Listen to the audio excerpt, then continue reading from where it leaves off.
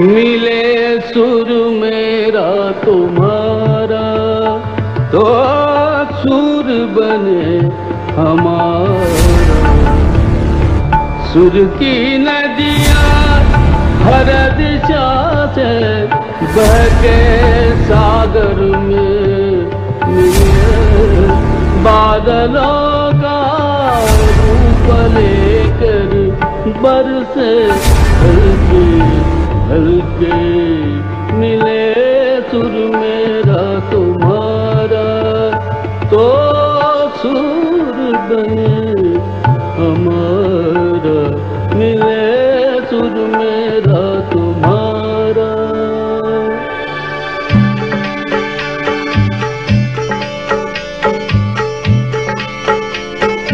चान तरज थई म्यान तरज इकवट बनिए सान तरज। तेरा सुर मिले मेरे सुर दे नाल मिलके बने एक नवा सुर ताल।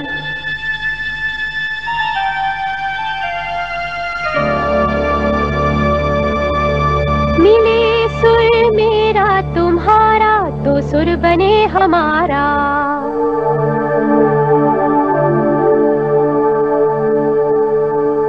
मुंहिंजो सुर तुंहिंजे सां प्यारा मिले जॾहिं गीत असां जो मधुर तरानो बणे तॾहिं। सुर का दरिया बहके सागर में मिले बदला रूप लखे बरसन होले होले।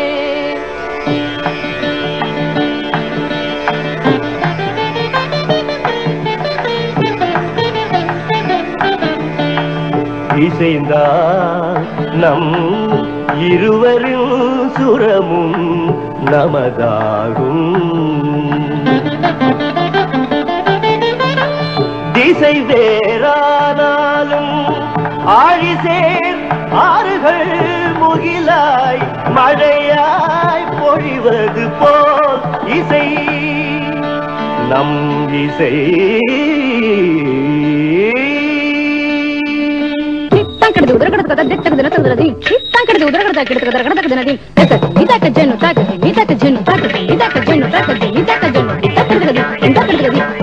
నన్నదనిగే నిన్నదనియా తీరిదంతే నమ్మదనియా నా స్వరము నీ స్వరము സംഗമമൈ മനസ്വരംഗ അവതരിഞ്ചി എന്റെ സ്വരവും നിങ്ങളുടെ സ്വരവും ഒത്തുചേർന്നു നമ്മുടെ സ്വരമായി. তোমার সুর মোদের সুর সৃষ্টি করু কই সুর তোমার সুর মোদের সুর সৃষ্টি করু কই সুর সৃষ্টি হোক কই তান.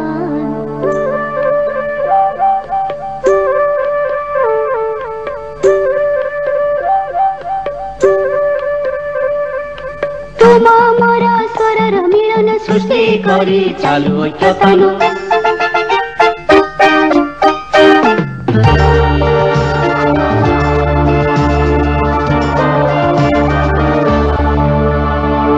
મળે સુર જો તારો મારો બને આપણો સુર નિરાળો.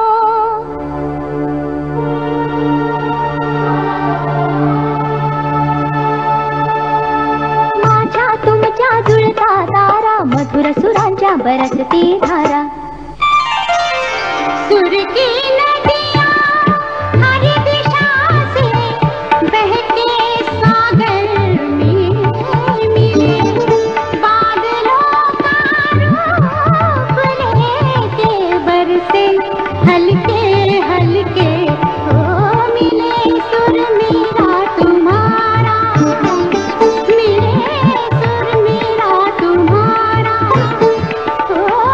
सुर बने हमारा.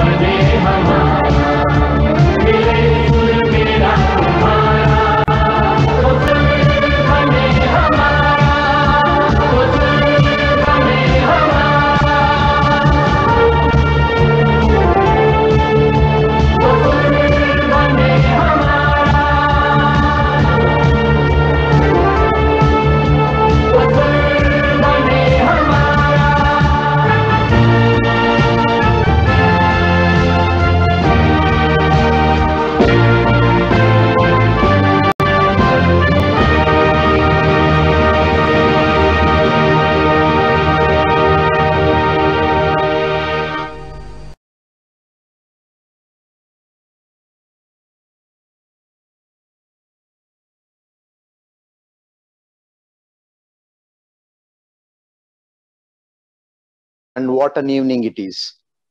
Like, I'm very proud to tell you that Chess Council of India, CCI, has planned this wonderful webinar today.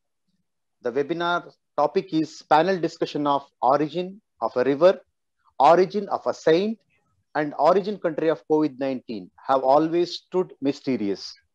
Myself, I'm Dr. N.H. Krishna, founder, chairman, trustee of Chess Council of India from Davangere, Karnataka. And before I start introducing you the panelists, let me have a brief word.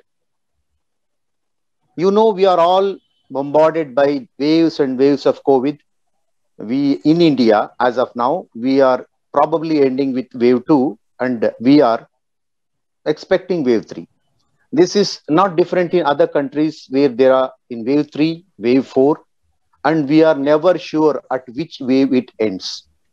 So it's like we are getting bombarded by waves and waves, and it is high time that we plan that what is happening, and we really express our courage to tell that why this is happening, why it shouldn't have happened, and what should happen in the future. Let us always remember our basics, and let us even here start with our basics.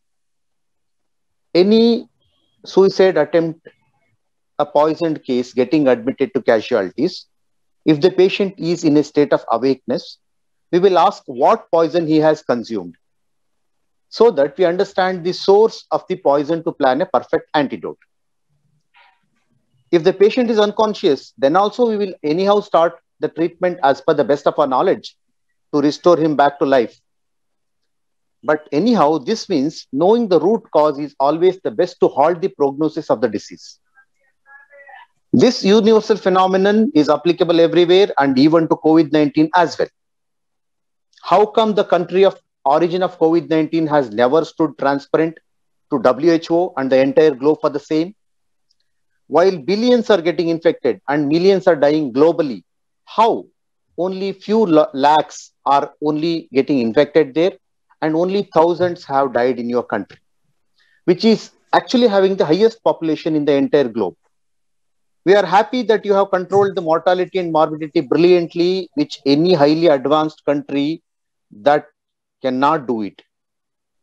Please help telling the world as how you controlled it, how the origin country has less number of cases, how the origin actually happened, how the developed countries couldn't achieve your success of control over COVID-19. Behind every success, there is a mantra. What is your mantra? It is often blamed that the companies which make antivirus software are the one to develop new viruses to create inside a software. Let me politely request you, if you already have an antivirus software or antidote, please tell it to the entire globe. As your country doesn't reside in different planet from where people don't come to Earth and travel back at all, remember your country is staying inside this Earth where your people visit different countries frequently, and also it is vice versa. You are actually bound to answer the entire globe. It is now or never. With this brief introduction regarding the topic, let me come to introduce my esteemed panel. So I'm proud taking the name of each and everyone here. Initially, I'll go ahead introducing Professor Dr. Suryakant, who is the moderator of today's webinar panel discussion. He is the professor and head Department of Respiratory Diseases, KGMU, Lucknow, National Vice Chairman, IMA, AMS, past President, ICS, NCCP, ICAAI. He is a fantastic orator, both in English and Hindi. Our next panelist today is none other than the Raja of Indian Pulmonology, Dr. Raja Dhar. Dr. Raja Dhar is MD Respiratory, MRCP, MSc, CCT, FCCP, Director of Head Pulmonology, CMRI, Hospital, Calcutta. And Dr. Raja is acclaimed not only in India, even worldwide for his brilliance in pulmonology. Welcome, Dr. Raja. Welcome, Dr. Suryakant, sir. And we have one more legend to whom we call as the Einstein of CCI, Dr. B.V. Murali Mohan. He's also recently got elected as the Chief Editor-in-Chief for the upcoming CCA journal, which is titled as Alveolus. He is from Bengaluru. He is MBBS, MD General Medicine, MRCP UK, FRCP Glasgow. He is a senior consultant pulmonologist and academic director, both for the Department of Internal Medicine and Pulmonology at Narayana Hrudayalaya, Bengaluru. My next panelist is Dr. Agam Vora, perfect combination of humor with brains. He will be the star attraction today for every one of you to hear, because we all talk, he makes you laugh. Dr. Agam Vora is from Mumbai. He is MD Chest and TB. He is in KL Somaiya Medical College, Mumbai. He is also the West Zone Governor of CCI. Dear Agam Bhai, welcome. And thank you, Ji. Only everywhere if you have guys, that's not attractive. So we have a beautiful lady here who is also brainy, and she is none other than Dr. Amita Nene. She doesn't require much introduction. She is the head of this Department of Respiratory Medicine, Bombay Hospital, Mumbai. Her qualifications go on to be MD, DTRD, FCCP USA. She is also a crystal clear orator. So what a beautiful panel we have today. And I am very happy to tell you that now at this minute, we already are having 5,889 logins. So we are all there to reach perhaps 10 to 12K by the end of this webinar. This is a history created that even before we started talking here, we have 5,889 logins as of this minute. My sincere thanks to our educational partner CIPLA for their support, and the CCA team and the CIPLA team in special, and CCA team also. Our webinar coordinator, Dr. Vijay Kumar Chennam Chetty. I also thank the efforts of this number of logins too. Our Atri Gangopadhyay, East Zone Governor, our current President, Dr. Narendra Metuku, and our current National Secretary, Ravi Dosi. And I also thank a supreme most person who is the co-founder of CCA, Dr. Narayana Pradeep, who is the co-founder along with me to found CCA from Kasargodu, Kerala.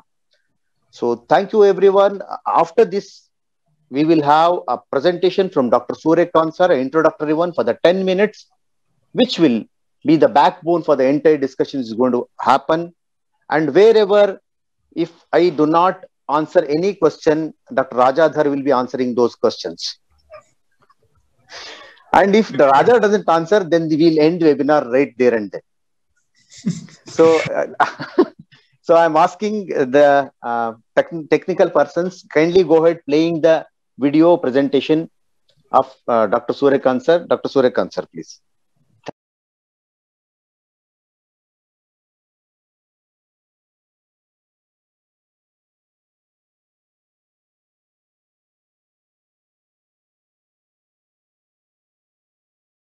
A very good evening to all of you. Namaste. Now today we are here, of course, for a webinar organized by Chest Council of India, that is on origin of a river, origin of a saint, and origin country of COVID-19 have always stood mysterious. And this webinar basically originated from a, of course, concept by CCI founder, Dr. Krishna, my younger brother, and of course, and that's why today we have gathered for this wonderful topic. So come to the background introductory slides. And of course, after this, we will have a panel discussion from very esteemed panelists throughout India. So if you see the origin of river Ganga, that is ought to be the very important and holiest river of India. So everybody knows that it is still sad that basically it is the story of Sagar, and it is the story of Bhagirath, and it is the story of Lord Shiva, how this Ganga from the heaven came to the land. If you see the origin of saint in our mythology, then the Saptarishi are the 7 sages of Indian mythology, and they are called as son of Brahma. They were the earliest saint, I would say. So that is also important origin of saint in this country.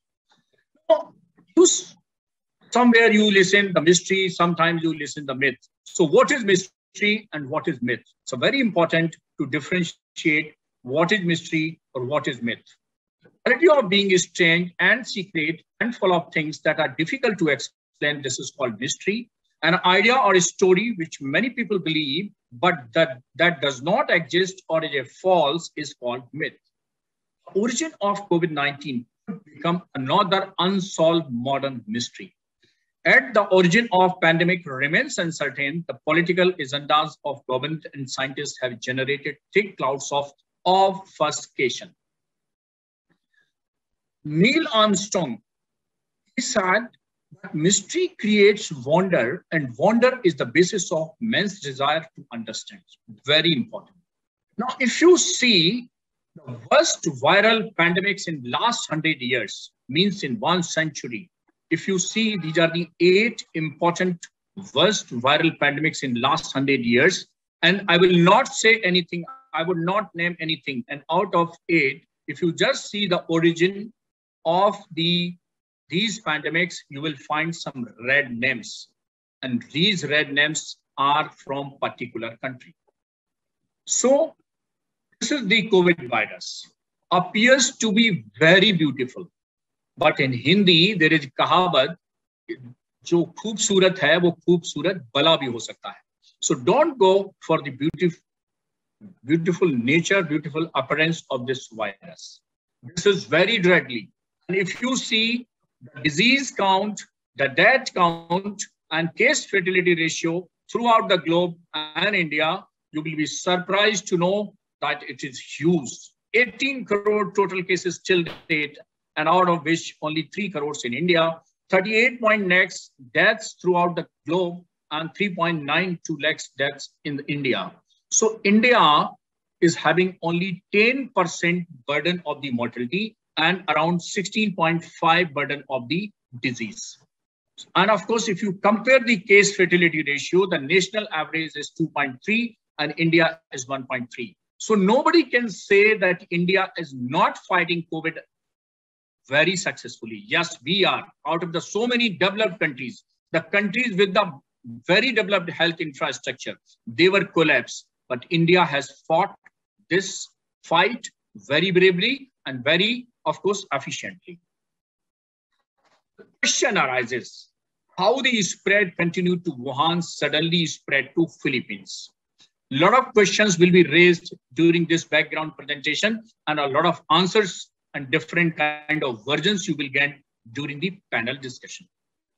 The problem is that Philippines reported its first death on February 2, while Wuhan was confirmed to be cut off by the Chinese government dated 23 January. Then how it reached to Philippines? That is the question.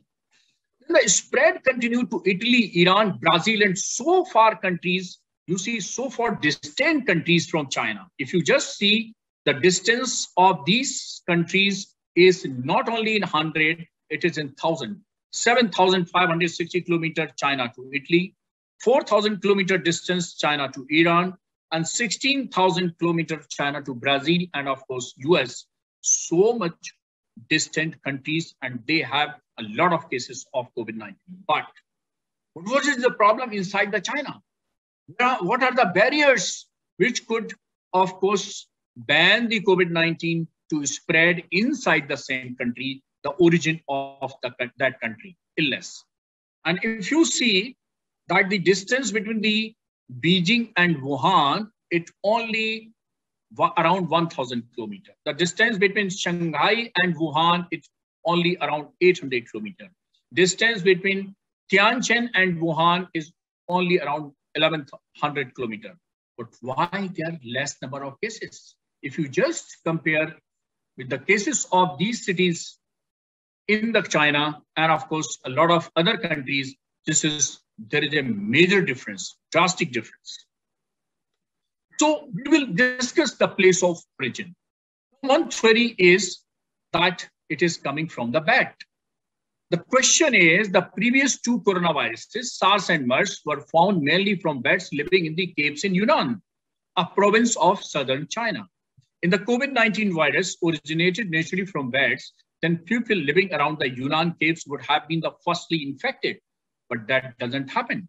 That would strongly support the idea that the virus had spilled over to people naturally, but that doesn't happen. But this not happened. Why? Because the pandemic broke out 1,500 kilometers away in Wuhan.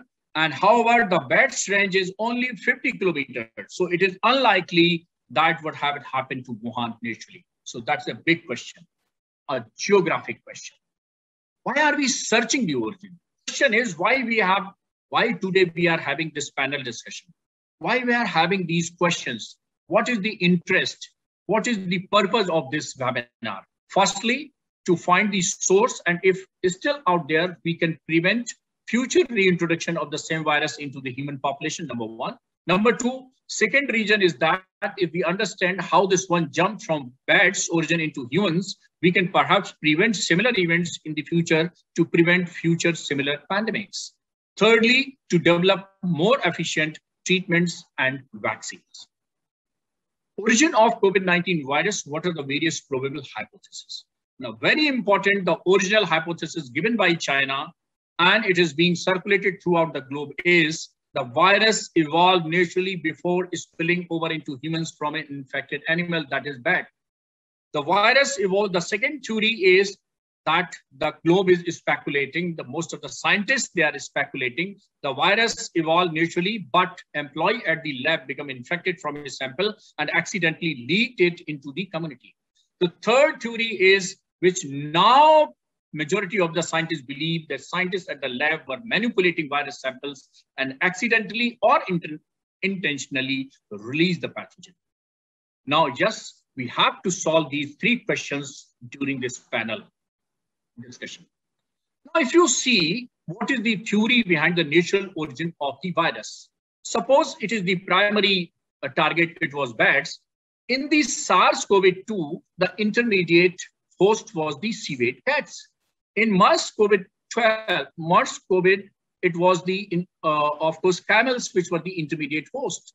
But still there is doubt which one is the primary host, which one is the intermediate host during COVID-19 infection. Still, this is a big question. Similarly, now people are saying that intermediate host, first they said it was pangolin, then they say other zoonotic animals, but still it is not resolved. The debate is going on. To this zoonotic theory or the natural theory is that the first cluster of COVID-19 infection was traced to human seafood market in Wuhan, leading to early speculation that it may have been where the virus jumped from animals into humans. The decoding of the virus genome showed it belonged to a viral family known as beta coronaviruses, to which SARS-1 and MERS viruses also belong.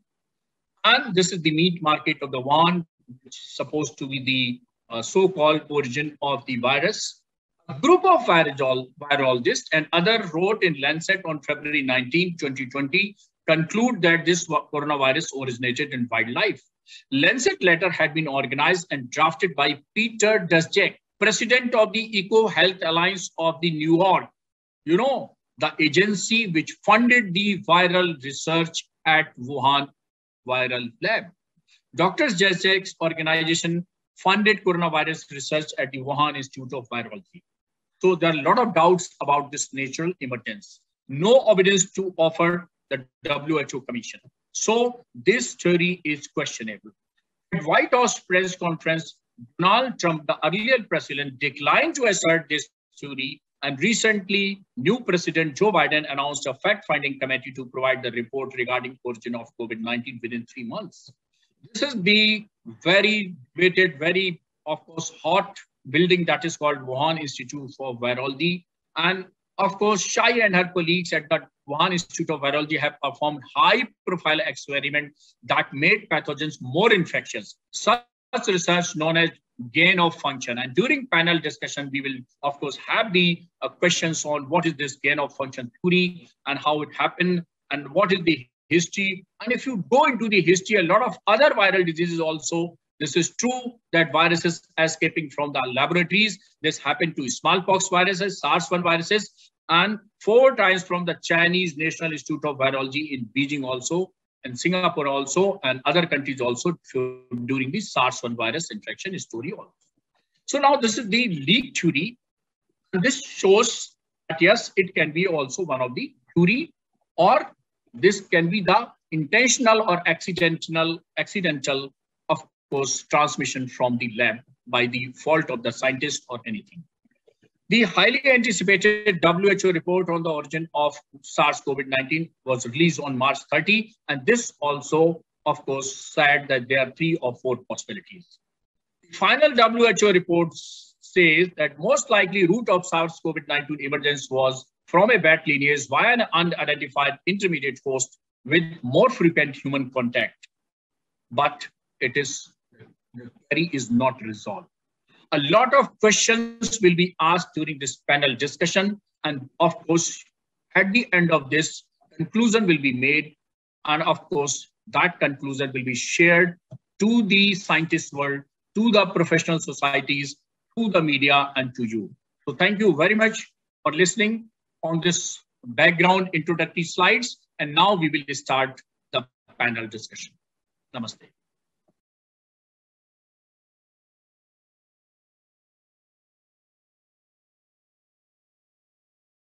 Because you have told everything here, and that could be the take-home message. And whatever, if difficulties come across, because you are the moderator and you are going to throw us the questions, if we cannot bat up them, we'll return the ball to you. You should bat it. Now, I request Dr. Suryakant sir to initiate the moderation and go ahead with the panelist. Thank you, sir. Beautiful presentation. Good evening, dear friends. Thank you, Dr. Krishna. Krishna is not the complete film. It is the trailer of the film. And the whole film has yet to come. You see, I think you have arranged the very smart heroes, heroine. I think I'm the probably only villain. I think you said that you have included. Raja is the villain. Raja is the villain. So, okay, Raja is the villain. Okay, let the people decide. I think more than 6,000 people, they have logged in. No, he knows the reason. He knows the reason. Important dignitaries, other from the medical profession, they have also joined. And a few my media friends from Hindustan Times, Times of India, and so many other people, they have also joined. Probably, I'm not sure, Dr. M.C. Mishra, ex-director of AIIMS Delhi, he has also joined. So that's a wonderful achievement, Dr. Krishna, for you and the CCI and for whole team. So now coming of course, after this introductory remark, so I think all of you are ready because I'm going to bombard so many questions to you. And the basic thing is, now this esteemed panelist here present in this webinar. In this webinar, we want the question of number 1, origin, spread, and how the original country controlled it. As you rightly mentioned, what are the mantras? If they are really mantras, that after 18 months of origin of COVID-19, you have only 91,000 cases and only 4,600 deaths. If you have really developed some kind of mantras or friendship with COVID-19, the tactics of the friendship with COVID-19 and these mantras, these should be shared to the whole globe so that we can save the humanity. And we also want what is the magic of confinement of cases inside your country and magic of spread of the cases globally. So such questions to be answered. And of course, the first question goes to you only, because you are the source of infection of this webinar. So, yes, so Dr. Krishna, first question to you only. What are the different theories of emergence of COVID-19 in a nutshell, although we have background, but what is your opinion? Sir, actually, WHO has already told this, and I will also add my opinion. It is actually, it can come 4 ways. There are like 4 theories.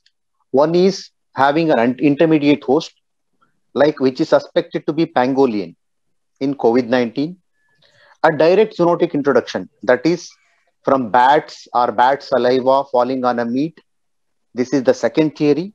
And the third theory is introduction through cold and food chain. Like, as you very well aware, like we are all aware that is why we are wearing masks these days, that to avoid a droplet infection and to avoid any contaminated food or the contaminated air with the virus. So this is the third theory.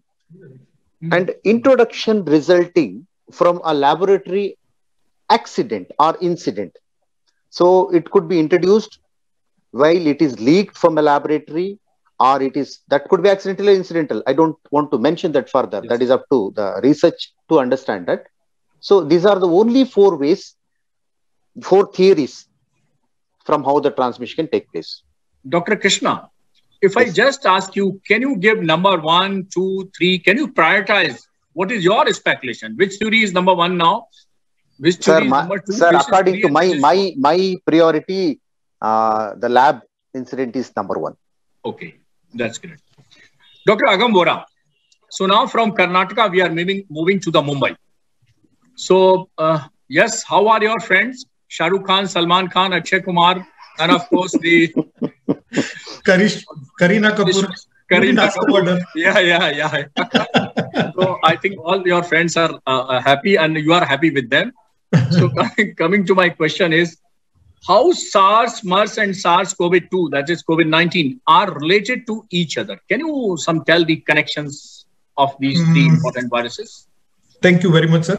First of all, I must compliment you for the excellent presentation that you made.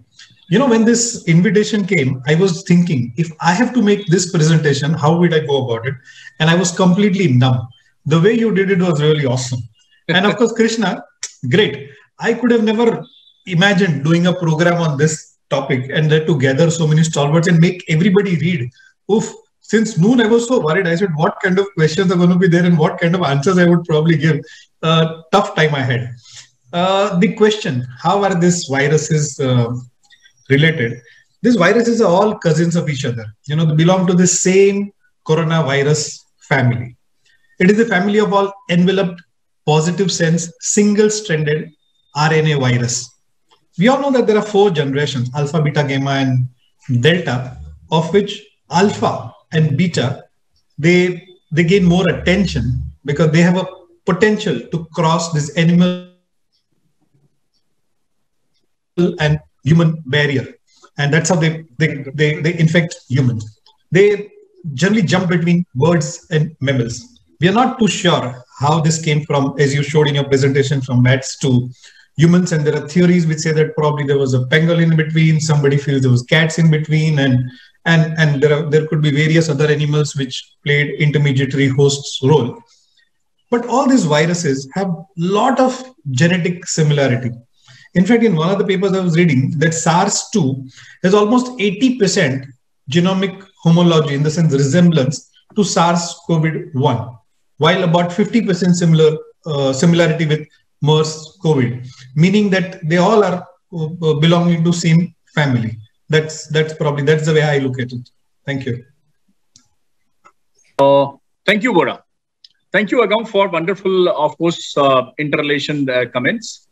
From Mumbai, I was thinking to go to the Bangalore, but a lady, of course, wonderful lady, beauty with brain, Dr. Amita Nene said, no, you stop here. You just take question from me.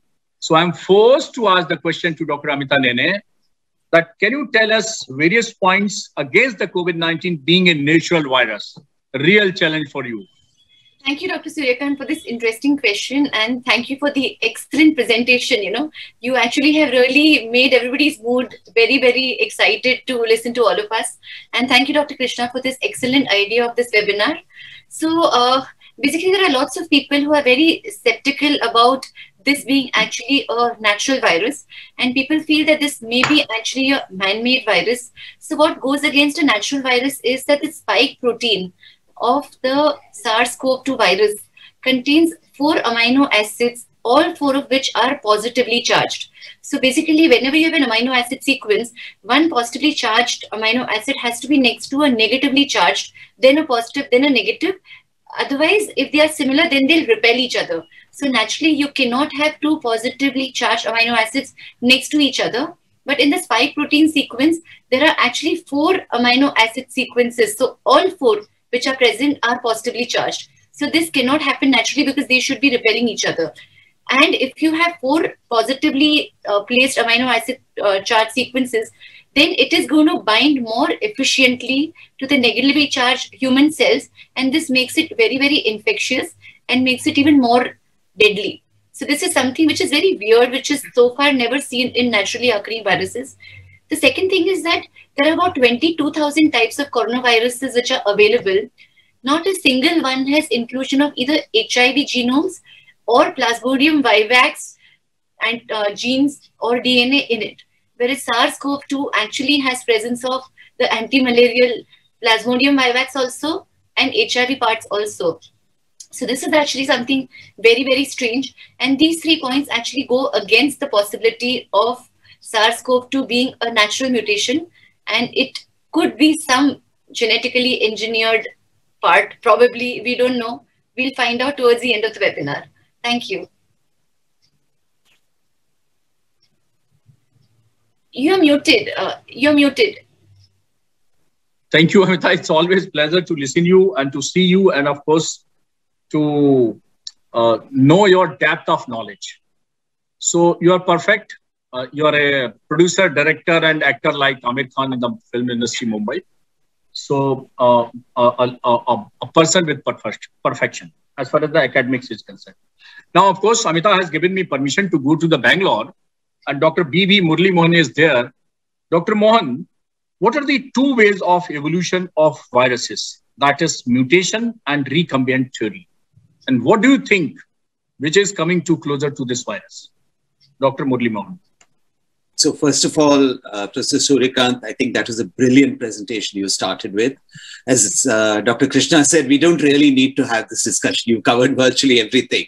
But this may be a way of exploring a little deeper into the questions that you raised. Second point I want to make, Raja is not the villain here. Raja is Raja. I said I am the villain. Raja is always Raja.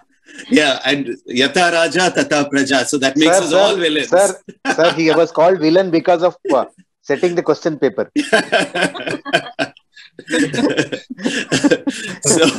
so to answer your question, sir, there are the virus can change by mutations. And these can be point mutations or slightly larger than that. That means there is a change in the DNA sequence or the RNA sequence of any nucleic acid. This can be by change of just one nucleotide, which changes the entire sequence of the reading frame, and that will make a change in the amino acids. The other is by what is called recombinant technology or recombination, where a sequence from one virus can jump into another virus and gets absorbed into the DNA or RNA of that virus. And this can jump across species, it can jump across different genera also, and sometimes can be carried by other viruses like the bacteriophages, for example, carry sequences of genes from one bacterium into another. The problem is that you need a mixing pot, and very often a species like the pig serves as the mixing pot. We learned that in the H1N1, where sequences from birds went into pigs and then went into humans, and makes it more acceptable to humans and be able to infect humans. So we have both these. We have mutations and you have recombinations. The problem is neither of them really fits the origin of the coronavirus. It can't be natural. We don't have these sequences in any naturally occurring viruses where you would expect it to jump from one virus to the other. On the other hand, what you can do, and these are modern ways of engineering changes in virus. One is by using CRISPR technology, where you have a gene, the CRISPR, that takes a gene, you can cut it any way you want in order to tailor together a new gene.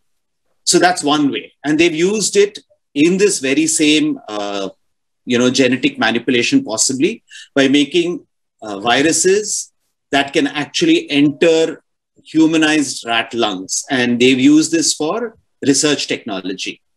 The other way, of course, is to keep, growing generation after generation of viruses and choose which is the virus you want for something that is more able to infect humans if you want it to infect humans. So we have these different, more modern technologies, not relying purely on mutations occurring accidentally or genetic recombination techniques occurring naturally, but you can press forward and make this happen faster when you use CRISPR-Cas technology, or you can use selection of the most effective genes. And actually, this selection has been done throughout humanity. We've chosen the best seed for the next crop. We've chosen the best animals to get more, better quality, better strains of animals. And this kind of genetic engineering has been going on for a beneficial cause for a very long time.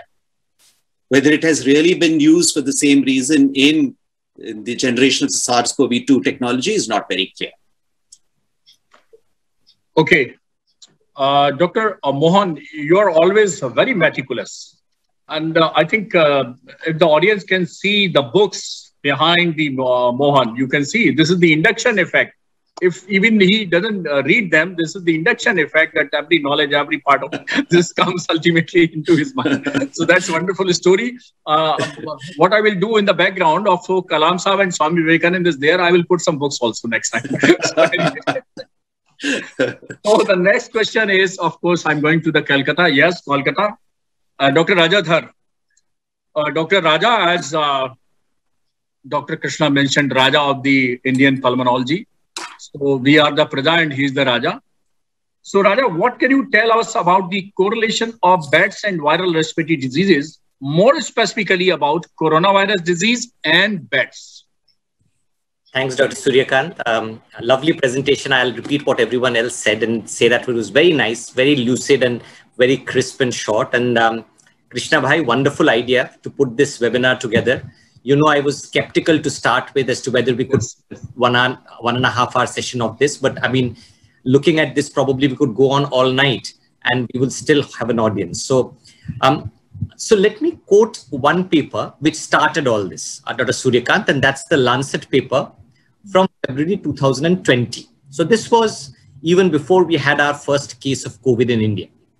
And interesting, I mean, I'll come to your question in a minute, but interesting that two papers, two journals of the stature of Nature and Lancet within the space of a month had to come out with two papers which were to propound that the virus occurred naturally. You wonder why, unprovoked, you had to have two different papers coming out within the space of a month to say that this was a natural virus and not a lab leak. The other interesting part is that when you look at these two papers, both of these papers had scientists as authors from the Wuhan lab. So you would have read an editorial which came out about the Lancet paper, which spoke about this conflict of interest about 4 months after the paper come out. So maybe that gives us a clue as to why people had to say, "Main chor nahi hu," even before chor was announced. So I think that's probably something worth thinking about. Now, I'll go to that Lancet paper because it answers the question that you asked very nicely. So there was a 2017 study, Dr. Suryakant, which looked at about 12,000 odd bats and tried to find out the incidence of coronavirus in these bats. So 12,000 odd bats across America, Africa, and Asia. And they found that about 9% of these 12,000 bats had a distinct coronavirus. Even more interesting, they found that about 3,200 coronaviruses could infect bats. And I think Amita actually alluded to this a little while ago. And more interesting, there were about 1,400 different species of bats. Now, I think I have confused you enough, but the important thing, and in line with what Murli said a little while ago, is that not all of these coronaviruses will have the mutations which are required to transmit them to a human host. So that's a paltry few. And these mutations, which would help transmission to a human host, can be natural or they can be engineered in a lab, the way Dr. Murli Mohan spoke about a little while ago. So the question, the option is two: are these viruses that get transmitted natural, or are they man-made? And if they are man-made, are they man-made by design, or are they man-made by accident? Now, the science of what Dr. Murli Mohan described probably will go a long way, and sort of we'll discuss this as we go along. But suffice to say that while there are lots of coronaviruses, there will be certain small cohort of viruses which can be transmitted to humans, they will have reservoirs, animal reservoirs, and the bats will only manage to infect the humans or the animals in a small number of cases. So that's worth remembering. And then as we go on, I think we'll go into greater depth as to what makes an intermediate host and what makes a human host vulnerable. Thank you, Raja. Marvelous. Well, you see, what is the beauty of Raja? Raja, when he speaks, he starts from nature. He starts from science. He goes to the Lancet. So that is the beauty. He's the well-read person. And you see, in the Indian Chess Society, he's said to be the Einstein of Indian Chess Society, as Dr. Murli was here in the Chess Council of India. So, Dr. Agam, so I'm catching again to you, Dr. Agam. You see the natural theory, then lab leak theory, then intentional or accidental, you see the spread theory. Whether not so popular, one more theory is that is called the food cold chain theory, which the WHO has suggested, but then never pursued and never argued and never discussed, nothing published. Then what do you think? This food cold chain theory, the origin of virus via transport of food by a cold chain, how it is justifiable? That's interesting point. Of course, there was some discussion in the earlier part of this year, but then it cooled down. In my personal capacity, I always found it difficult to believe that there could be transmission from food, because in today's time, you don't eat uncooked food. So then by and large, when it is cooked and when it is prepared, this kind of virus is very unlikely to survive through that. And when it is ingested, it is very unlikely to give you the kind of disease that it has a presentation for. So the theory seems difficult to believe, but yes, there were initial papers which did speak about certain bets and certain animal products and certain diet habits that Wuhan city has, and the food which was frozen and transported out of Wuhan. But I, in my personal capacity, do not agree to the concept of its being transmission possible through cold food chain. My views to it. Yes, I think you are right, Dr. Agam, because one of theory was this also, but I think now it does not hold. So now I will not take the risk that going Mumbai to Bangalore, I'll stay at Mumbai and of course ask the question to Amita Nene. Amita, most difficult question of today's panel discussion. You see, I just did a lottery system, and this is by lottery, it came up to you. So I think lottery also favors you. So what do you understand by gene manipulation theory, or the theory that intentionally there was genetic engineering was done, of course, and it may be the origin of this virus? Dr. Amita. Yeah, this is a very controversial and an interesting subject to really discuss. So the thing is that Dr. Murli has nicely told us about genetic manipulation. So basically, genetic manipulation theory is that from a particular organism, whether it's virus, whether it's a bacteria, it could even be a tumor cell. So basically, the thing is you're modifying the structure whereby you are removing amino acid sequences, or you're adding something of your choice, and you're completely changing the structure of that particular organism so that you can change the functioning. And therefore, in North Carolina, in the US, there was this lab and there was a huge project going on, which was known as gain of function. And this entire thing, and they had a lab, along with them, the Wuhan lab of China was carrying off with this gain of function theory, in which what they were doing was that, according to them, viruses can be really nasty and they can cause any kind of infection. So they were adding different genetic sequences into viruses, and they were trying to make it more and more lethal, more and more infectious, more and more fatal. And the funda they had was that after you have all the worst qualities, we will now make a vaccine, and this vaccine will take care of all future mutations of the virus, which can actually affect the humankind. So this is what the genetic manipulation theory was. And this is all was about the gain of function. And huge amount of money was being given to China, Wuhan lab, for carrying out all these experiments, etc. And it was, in fact, the Obama government which actually closed this entire function, and they stopped this funding, and they said this cannot happen. This is anti-humanity, because what if the virus escapes out? Then you get a very, very bad infection. So the North Carolina lab was shut, but the Wuhan lab continued genetic mutation and genetic manipulation. So this is something that so basically the bat woman, the professor, Dr. Shi Zhengli, who is the main director of the Wuhan lab, she's known as a bat woman because her interest is all the viruses of the bats. And she is trained, in fact, in North Carolina University. And it's her mastery to adjust the genes in such a way, splice the genes in such a way that nobody can actually tell that the gene has been manipulated. So this is a gene manipulation theory, and this is about gain of function concept, which Wuhan lab believes in, which all across the world has been banned. So, Amita, with due regard to the, of course, female gender, so do you think that the bat woman is the person behind this whole story? I would not say that she has done anything purposely, but according to me, she's hiding a lot of things. Can I say some interesting stuff which can actually make a Hindi movie also? In 2 minutes, what I have made out of this, can I just say this? Yeah, sure. So basically in 2020, in February, so December, we came to know about 2019, we came to know about the COVID virus. So in 2020, February, Dr. Shi Zhengli, she came up with the actual structure of SARS-CoV-2. And the entire world looked upon her, and they were so impressed because somebody could finally isolate the structure.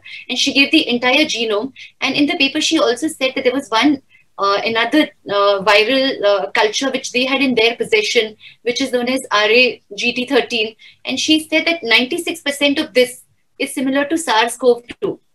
So there was this Canadian entrepreneur who basically felt that because the Wuhan lab is into genetic manipulation, what if they mixed and matched this RA-GT13 virus, which was in their possession, and what if they made the SARS-CoV-2 virus? So he basically put up this theory, and there were a lot of researchers who started looking into it, and therefore they started going through every paper of the Batwoman.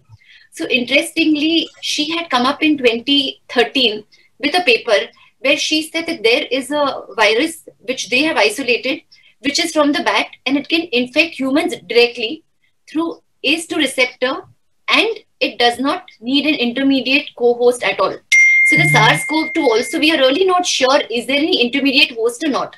We are talking about it, but the thing is that her one paper of 2013 said this, and she actually didn't say from where they got this virus, etc. But this virus was RA-BT 4199, and basically the structure was not given anywhere. But then whenever you find a new virus, you have to give it in the international database.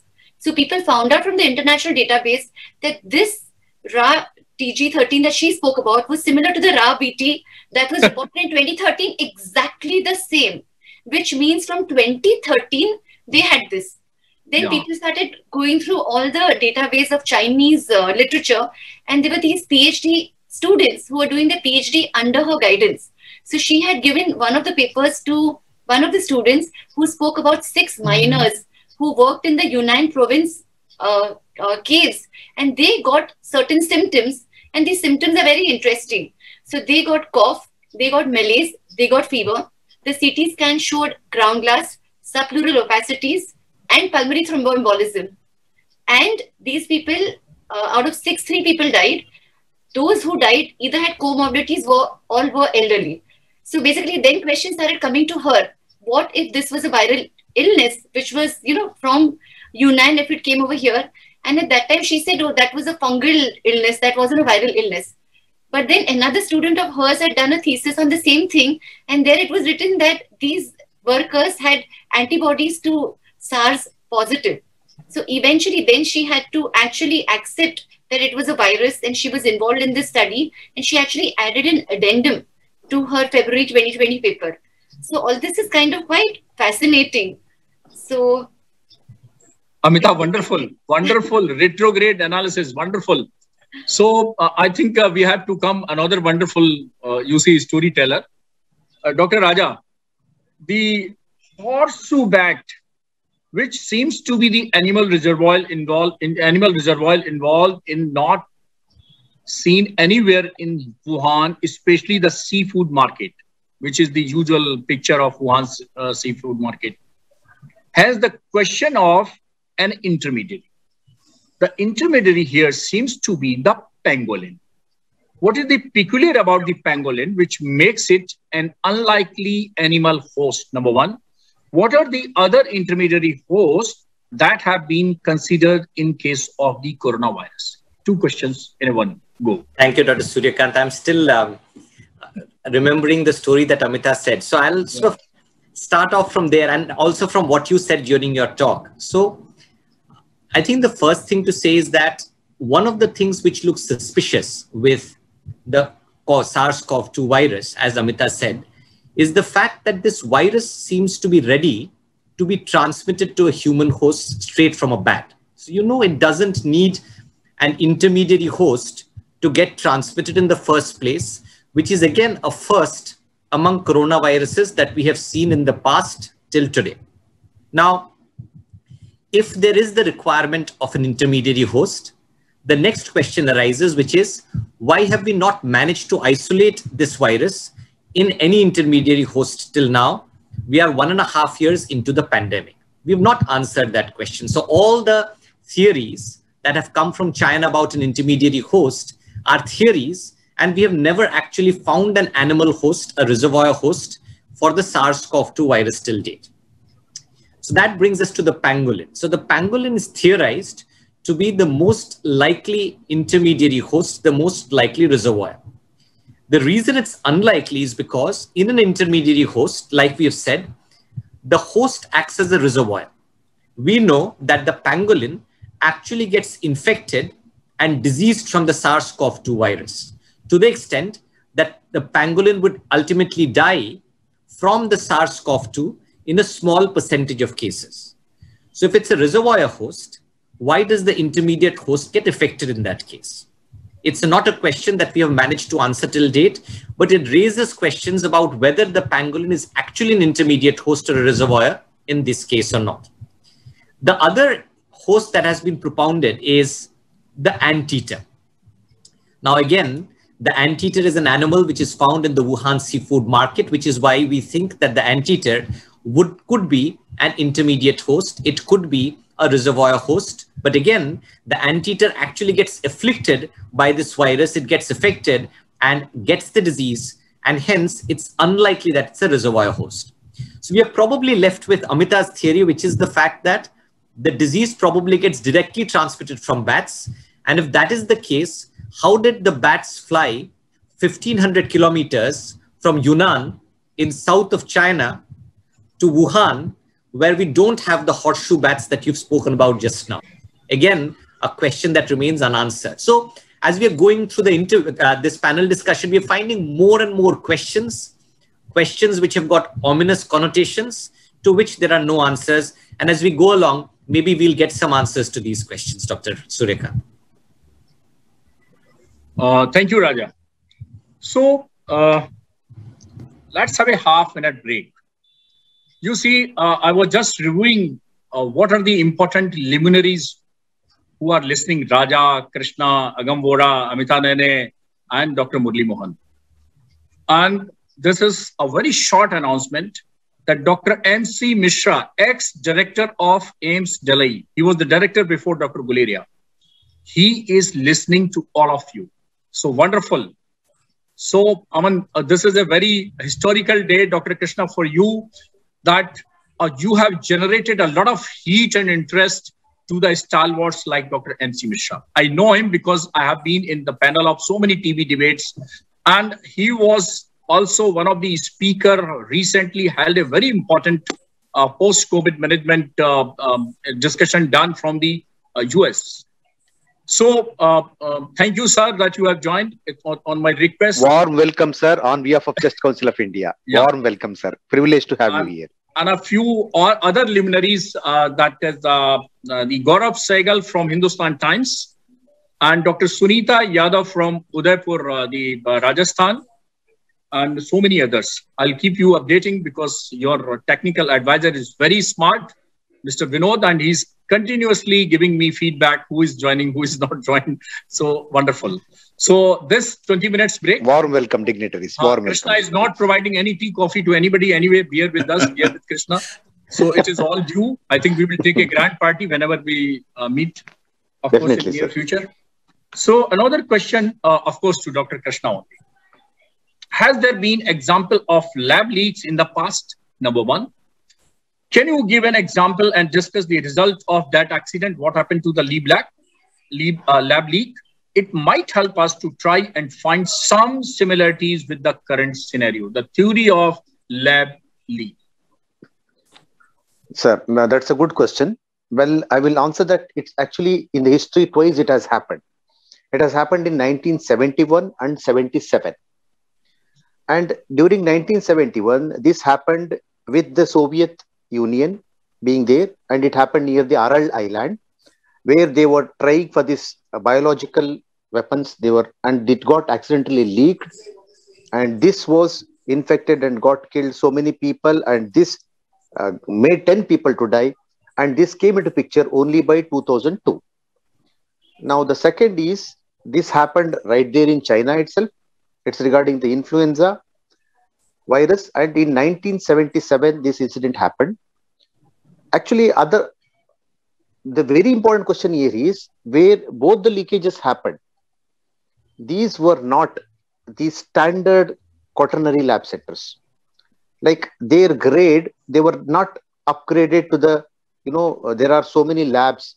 And when we talk of the gain of function also, that appears here. Why people outsource a particular research, or why they do not want to get it done and in their own country, which could have been an example which Amita earlier stated regarding to US also, that they do not want to get their population infected and die of it for any probably accident that could happen. So such, and even this was explained that such labs should not exist, and they should not, basically they are not authenticated to go ahead with such risky tasks of virology research. I request Raja Bhai to further emphasize on this, because we have had a talk with each other. Raja Bhai, please. Yes, Dr. Krishna. So Raja, please add. Yeah, sure. So the incident that Dr. Krishna spoke about a little while ago from 1977, again came to fore about 15 years later, was about the H3N2 strain of influenza, where there was an incident of leakage with about 7 people within the lab and some members of their family getting infected. And it is in line with, so Amita spoke about the gain of knowledge theory, and so did Dr. Murali Mohan. So, I'll just briefly mention that in some cases, this theory is required, because what you're trying to do is to find out how many viral exchanges in the animal host is required before you actually develop a virus in an aerosol, which can be transmitted to a human. And like Amita said, that's important for 2 reasons. One is in the preparation of an epidemic or a pandemic, and the second is in the preparation of vaccines for that particular, against that particular virus. As Dr. Krishna said, that there are certain biosafety levels that need to be maintained in a lab before you can do these experiments of genetic manipulation, etc., in a virus. The Wuhan lab had that biosafety level. However, the one we are talking about just now from 1977 with the influenza virus did not have that level. And it was a historic occasion. It was kept under wraps for a very long time, but it was an important message to the community that the same level of biosafety needs to be maintained if these animal experiments, if these viral experiments, genetic manipulations need to be done in a particular lab. So that was an important lesson from 1977, from the spillage onto lab workers that Dr. Krishna spoke about. Okay. Thank you. Thank you. Thank you. Thank you, Raja, for adding, of course, a few important things to the this question. Dr. Suryakant, can I add a little to that? Sure. I was coming to you only. Wow, what a coincidence. So going back to this lab leak, there was also a lab leak in Singapore in about 2002, which may have heralded the SARS-CoV-1 or the SARS pandemic. And we must remember that though the Wuhan Institute of Virology has a biosafety level 4 lab, it has only one lab of that. The others are all biosafety 2 and 3, which don't give you the same degree of safety. And even in a biosafety 4 level, everything depends on the people, the personnel who are trained. And when the Wuhan laboratory was opened during the inauguration, they were visited by American diplomats who made it a point that while the lab has this level of safety, the personnel who use it are not trained adequately. And they don't have the adequate equipment to continue this. So that's something we must remember. There's a high chance of leakage. And in fact, the Singapore incident that I was mentioning, they left a student to do some work inside while the technician went away to attend a meeting. And that is how it spilled out. And these are human things, they can happen. You know, so no matter how much care you take, the Jurassic Park is fiction. But they make a very important point. Nature will find a way to come out. And we need to be aware of that, you know. So, which is why the Obama government decided to stop funding this kind of work. But obviously the funding is being rerouted from other funds to continue the work in Wuhan and also into American labs in Texas and in North Carolina. There are 3 gain-of-function laboratories. So that is the problem. You know, it doesn't go away once you've started funding it. Okay. Some more clarification from gain-of-function. Gain-of-function research has gained a lot of fame in recent times. China and the US has been drawn into this international controversy. And yes, it is the report coming that yes, some NGO from US funded this project. Can you please tell us about the gain-of-function research? Please provide, if you can give a good example of that. So basically, when there is a mutation or genetic engineering and the gene changes, whether of a virus or others, a function can either be gained. For example, a virus can become more infective. It can become more infective to humans. It can gain function to get transmitted much more. That is a gain of function by a mutation. Most mutations actually lead to loss of function. Most mutations are not very helpful. They may enable survival, but they generally make the organism weaker. But for a function to improve, as far as the virus, for example, is concerned, makes it more transmissible. And therefore, that virus is much more likely to spread. So even if 1 in 1,000 mutations is a gain of function, that is the one likely to spread, where the loss of function mutations don't spread. Now, what happens when you engineer or select for gain of function mutations is that a virus, for example, becomes more transmissible, becomes more able to infect humans, and becomes more able to cause damage in humans. So that is the problem with this. Now, why will anybody do gain of function experiments and engineer gain of function mutations? One is to use it as a bioweapon. And that is the fear that, you know, people who are being over clever, that biological warfare has come to stay. They want to be ahead of everybody else, and they've deliberately engineered. Now, there's no evidence for that. And we must be very clear about that. We shouldn't necessarily attribute malicious intentions to this. I'm sure this question will come up later, but that's something we need to remember. The other is the excuse that not only the Wuhan Institute has used, but also the Americans have used, is that when you have a gain of function research, you're already prepared because this is going to happen, whether it happens naturally or somebody with malicious intent comes out with a similar virus. That virus is going to come out someday, and we'd better be prepared because we can prepare a vaccine and then, be ready for it and generate huge amounts of vaccine as soon as this outbreak happens. And in fact, if you remember, Bill Gates also spoke about this in a TED talk, I think in 2014 or 2015, if I'm not mistaken. And again, I'm not blaming Bill Gates. I think he was very prescient. He was expecting things to happen, and everybody has expected things to happen. So to use this as evidence against him is completely wrong. But I think what we have to be very clear about is gain of function experiments are dangerous. There is one incident where it was done, where they engineered influenza viruses to affect ferrets and transmit from ferret to ferret, not waiting for it to go into an intermediate host. Okay, so that has already been done and shown to be successful. And that has rung alarm bells. It has raised ethical questions. And that really triggered off the whole debate that led the Obama government to, stop funding and ban this research. Fantastic, fantastic, Dr. Murali Mohan. Really, you have gone into the depth of issue. So thank you very much for updating our panelists, updating our fraternity. Raja Bhai wants to speak, add something. Yeah, Raja. So just wanted to sort of emphasize a couple of points which Murali has spoken about already. The first is about this H5N1 influenza virus that Murali spoke about.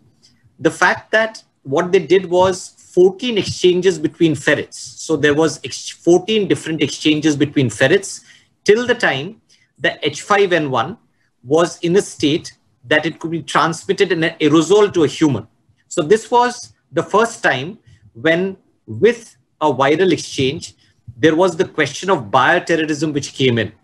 And if you remember, this was the research for which funding was stopped thereafter. And even the publication of this paper, if you remember, Murali, was actually stopped in its entirety. So there is a danger signal from this particular research. The other thing which Murali said, which stuck out, and I will just repeat that for emphasis, is that if you have natural transmission of virus, and when there are mutations due to natural transmission, usually the virus becomes less virulent. However, when there's a gain of function experiment, when there is bioengineering, when you create a virus artificially by genetic manipulation, that's normally where you gain function. The virus could either become more transmissible and more infective. And I think that's something worth remembering for the SARS-CoV-2 pandemic. Sir, you're muted, sir. Thank you, Raja. Raja. Excuse me, sir. Sir, at this minute, we are having 8,341 logins. Breaking news. Breaking news. So I will take the break and Krishna will tell you the breaking news. Cheers. The credit goes to everyone. Dr. Murali Mohan, again to you. Because Krishna said me that yes, the most difficult question you can ask to either Raja or Dr. Mohan. So we have two options. So next option is Dr. Murali Mohan. What have been the arguments of the drastic team or the bulletin of atomic scientists lab leak theory? Why does the WHO still have to say that there is still a lot that needs to be discovered about origin of the Wuhan virus? Dr. Murali Mohan. You're muted. Dr. Murali, please unmute yourself. I wasn't expecting to answer any questions for some time, so I muted myself. Right. So actually, I find the Bulletin of Atomic Scientists arguments very, very persuasive. And I mean, they cover every aspect of it. Some of it has already been discussed both by you and by Raja earlier. And it starts with the place of origin, which I think you all have already spoken about. The distance between Yunnan and Wuhan, 1,500 kilometers. The range of the bat, which is 50 kilometers. And the fact that they haven't found this infection in the people in Yunnan, which you'd expect to happen if it moves from the bats into humans around the Yunnan caves and then moves further and further. You'd expect to see the footprints of the virus in Yunnan first and then spreading slowly to Wuhan. And this has not happened. The second is, of course, that the first cases, if you remember, reported sometime in September. The temperatures in the area are already dropping. Remember, this is North China, which can get very, very cold. And in that stage, the bats actually go into hibernation. So what happens is when you have hibernating bats, you don't expect it to cross over into humans. So that's, again, very, very unlikely. And remember, this is a highly, highly transmissible virus. So it's not going to jump from one place to the other with one person and leave everybody in between perfectly safe. So that is the first argument that the Bulletin of Atomic Scientists article made. The second is how, the natural history of the bats and the natural history of the virus in the bats has spread into humans. And what you see is that Raja has already referred to this when he spoke about the ferret influenza virus and how you had to have repeated passages of the virus to make it adapt to humans. That is not what happened here. In SARS-1 also, there were about 14 changes of the virus before the epidemic really took off. And I think it took another 4 before this happened.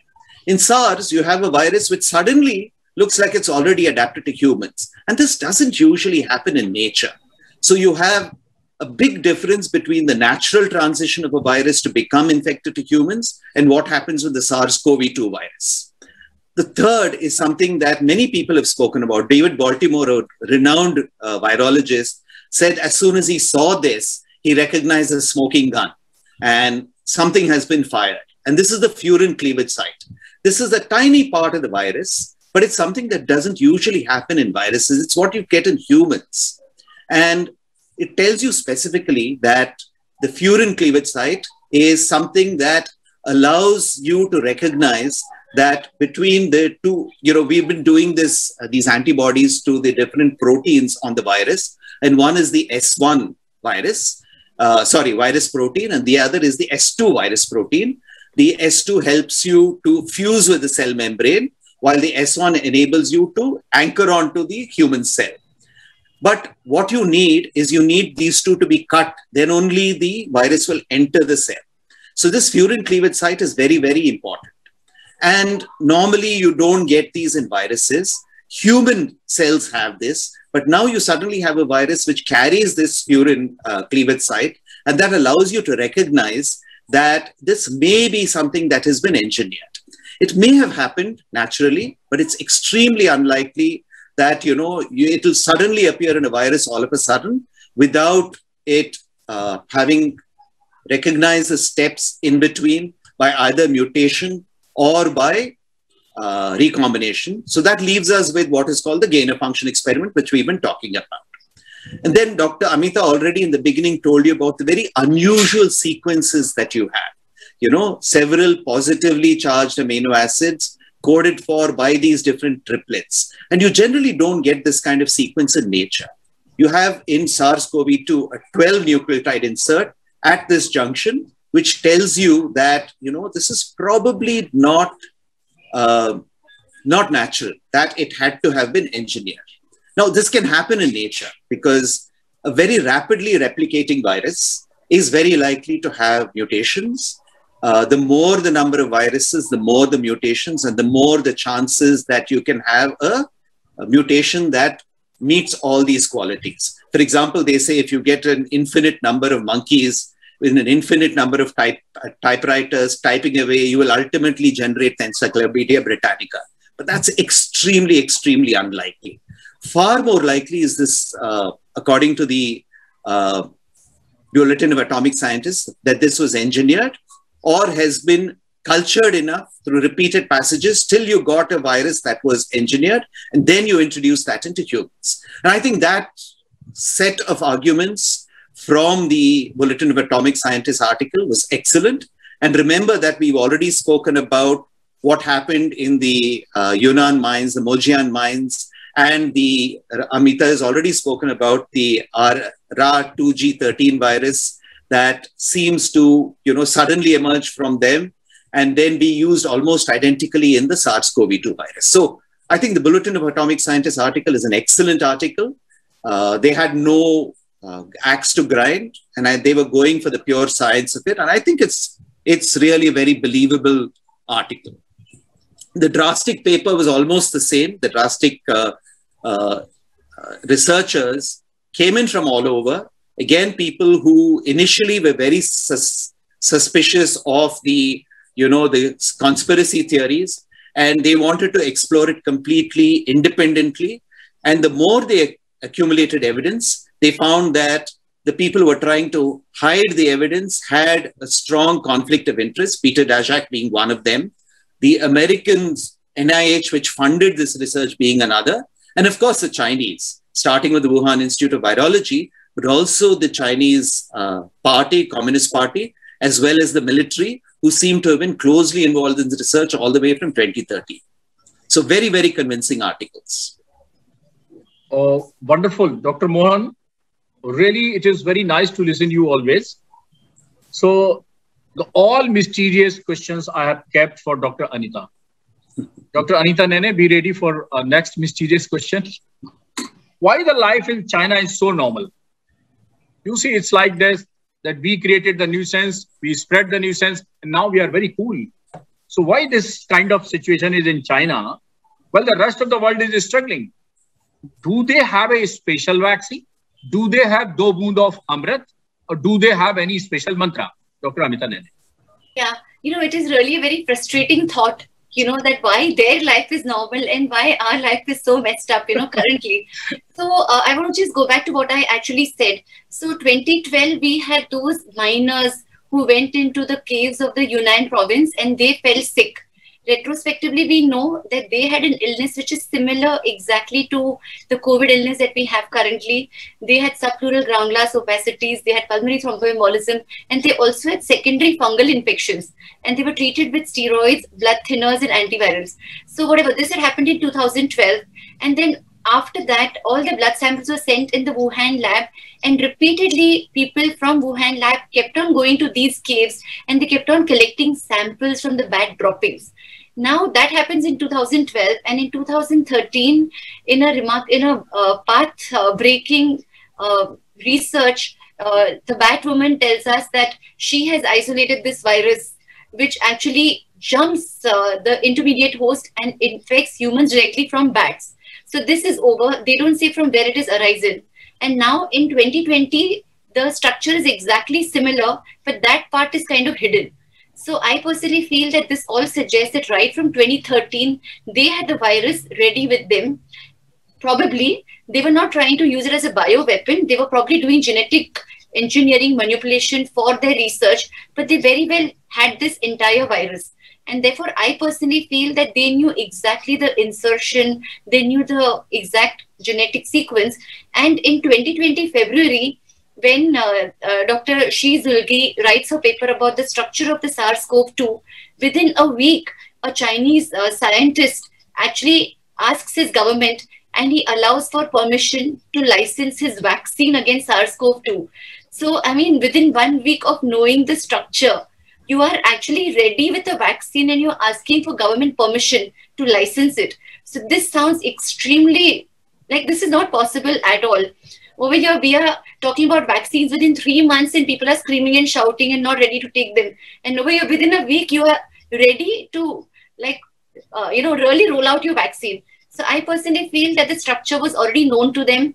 They were probably thinking there might be a lab leak because they knew that the lab was not really geared up for things. And therefore, I personally feel that they had the antidote, the vaccine.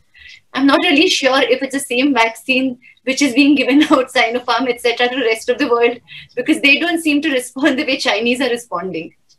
And also, they are rolling out vaccine to children from 3 years of age, which is really strange, because Pfizer is thinking about starting of children of 12 years, and these people have already rolled out for children of 3 years plus.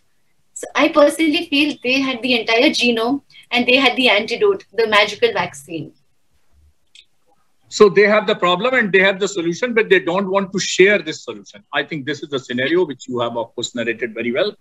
Dr. Mohan, again, a difficult question for you. What is the concept about biological black boxes? So before that, I want to just mention, I've sent you an interesting photograph of President Xi of China in February 2020. I've sent it to you on WhatsApp. I've sent it to some of the other groups. He's wearing an ordinary surgical mask and he's visiting a hospital in Wuhan. This is February 2020. Makes me very suspicious that they've already been protected with a vaccine. And I mean, we've seen our politicians going out in political rallies with no protection at all.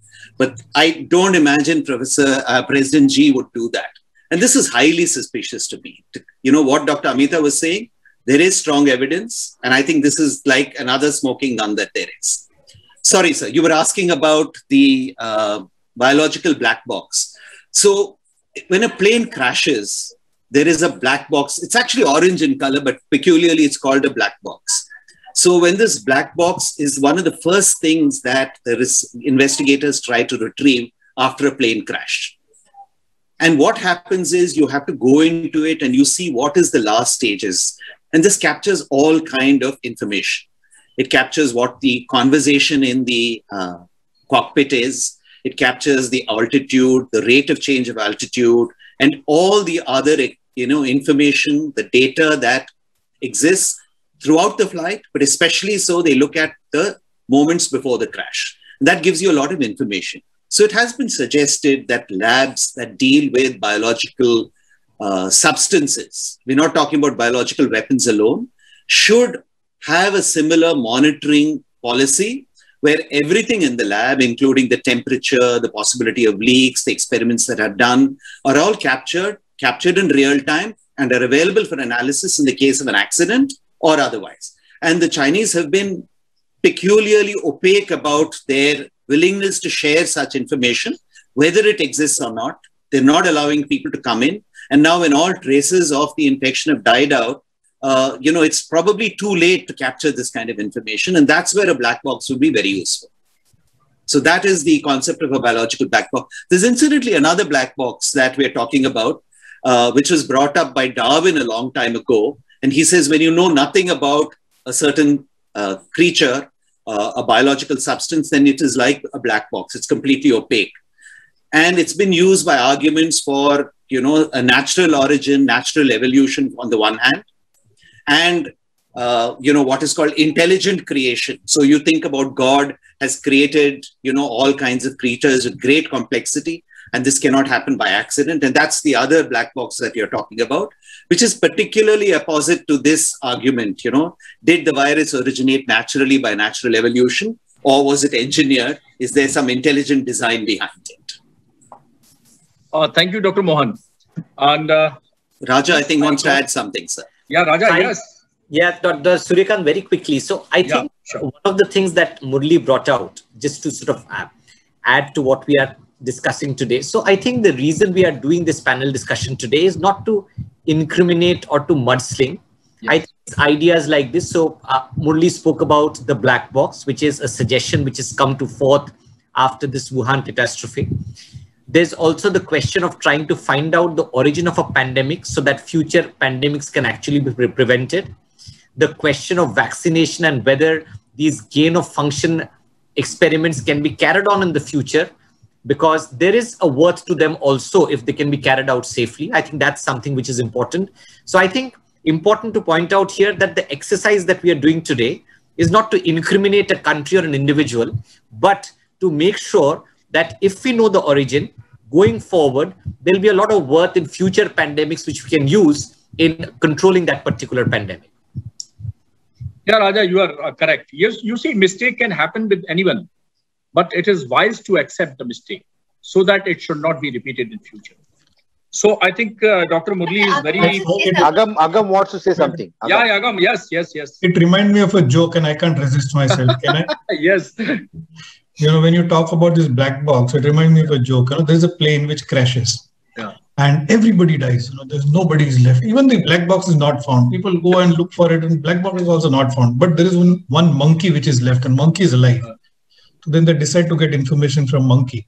So they kind of train the monkey and then do the analysis, and psychotherapy is given, and then finally he's in the room where analysis is going on.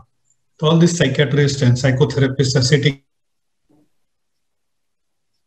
and they said, when the plane crashed, were you there? They said, okay, good, confirm. When the plane crashed, what was pilot doing? So he makes a very funny face of, as if he's smooching somebody. I can't do that on screen. I'm not expert in doing that. So then they realize, okay. Pilot was busy. What was the air hostess doing? So he also makes the similar face, making you realize that the pilot and the air hostess were busy. And then what were you doing? I was And that was the reason of that crash. Wow.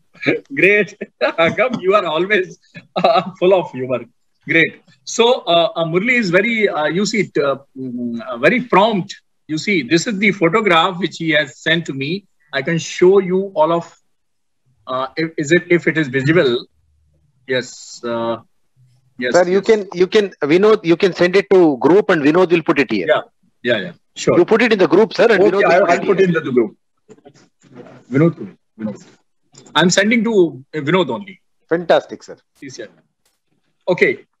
Dr. Mohan, are you ready? Dr. Mohan, the next question is coming again to you. Irrespective of what we find eventually, sorry, this is not the question. What are the various mutants of COVID-19, and can you tell the region why they are not affecting the Chinese? We are I think 12 kind of mutant strand we have learned till date, till 14th of June. Why these mutants? I mean, why the Chinese are not worried of these mutants, and why they are not being involved and infected by these mutants? I honestly don't think that is true, sir. I think the Chinese are also affected. Excuse me. Before the question goes to Dr. Murali Mohan, Krishna wants to play his Murali now. Yeah. We have 8,921 logins. Ooh, wow, breaking news again. As of now. Okay. Please continue, Murali, sir. Yeah. So I don't think that the Chinese are unaffected. But there are two things that happened. They were very alert once the pandemic started. They didn't alert anybody else immediately. You remember they tried to suppress the ophthalmologist Lee's, report. He died in February, but he alerted them first in November. And there are probably traces this well before that. The problem is the Chinese system is a fairly tight system. It's a very disciplined system. You must admire the Chinese for that. Extremely disciplined people. They follow rules. They follow rules very, very strictly. And the rules are also enforced very strictly. We enjoy the freedoms that we have, but it comes at a certain price. We are an undisciplined country by and large, and undisciplined people. Good and bad things about it. The Chinese are extremely disciplined. The second thing is they are very close-mouthed. They do not come out with their data very easily. There were reports, these have been disputed, that in the immediate aftermath of the November to February, about 21 million mobile accounts disappeared from China. There are many reasons for this. It's not necessarily that 21 billion people died, but certainly the number of phone accounts, mobile accounts. And in China, you cannot survive without mobile accounts. You need it for everything. You need it to move from one place to the other. Everything is done on the phone. And that has disappeared completely. Even if you assume that 10% of these were due to deaths, you still have an enormous number of deaths. There may be other reasons, but for the disappearance of mobile accounts, including failure of those mobile companies, but something clearly changed there. And now there are again reports that new variants are surfacing in China and new variants are spreading. The thing is, other countries report it. We ourselves are probably guilty of underreporting. That's what the recent excess death seems to signal. I don't think it is malicious intent. Again, some of it is our, failure to report rather than malicious intent. But the Chinese are very good at collecting data and keeping the data to themselves. They don't.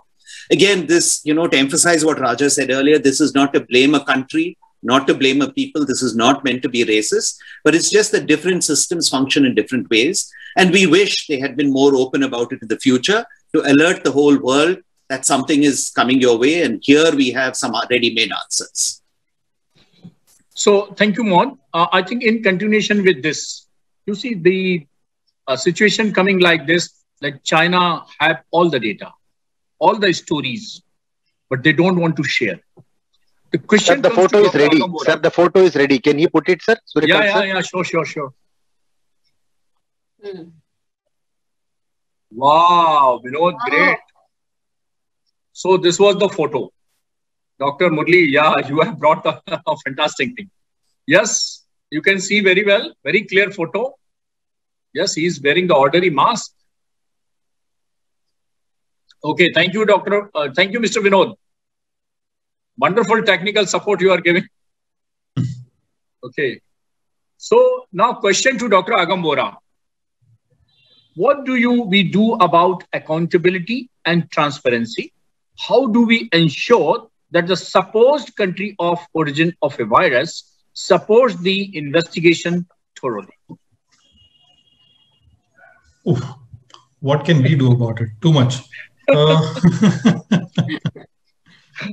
I really doubt, because it looks that they had some intent of, probably there was some ill reasons behind it, though there are some kind of intention, some kind of bad intentions. I remember Krishna was there in the last year. Krishna, if you can mute people and you can stop transmission for a minute. Remind me of the time where you were at China, and you called me up with some new friend there, and she had that cough you were talking about. I don't know whether that was the reason from where it all started, but then I really don't know. And what can we do about it? I think it is your individual moral responsibility to be transparent and to be accountable when the whole world is at stake. It cannot be taken lightly. But it reminds me of that funny quote. It says, "प्यार में पड़े लड़के, चाय में गिरे biscuit, and हवा में गिरे कोरोना को तो तबाही फैलानी है, कोई बचा नहीं सकता." So it's like we are going to have tough time. Just repeat one more time. क्या बोला? चाय में गिरे बिस्किट क्या? प्यार में पड़े लड़के, हाँ, चाय में डूबे हुए बिस्किट, and हवा में फैले हुए कोविड वायरस कोरोना, कोई नहीं, बचना मुश्किल है, कोई नहीं बचना मुश्किल है. ठीक है. Thank you. नोट कर लो भाई. Okay. Wonderful. Raja. So I think Raja is always ready. The question is, again, a very difficult question to you. May 1st, 2020, Donald Trump declined to assert that the virus had occurred naturally. However, the Nature paper from 2020, although you have already mentioned it, and then subsequent WHO investigate team have maintained that this can't be a man-made virus. What are the factors which go in favor of this virus being natural? So I think, Dr. Suryakant, this is the other side of the coin. Yes. Yeah.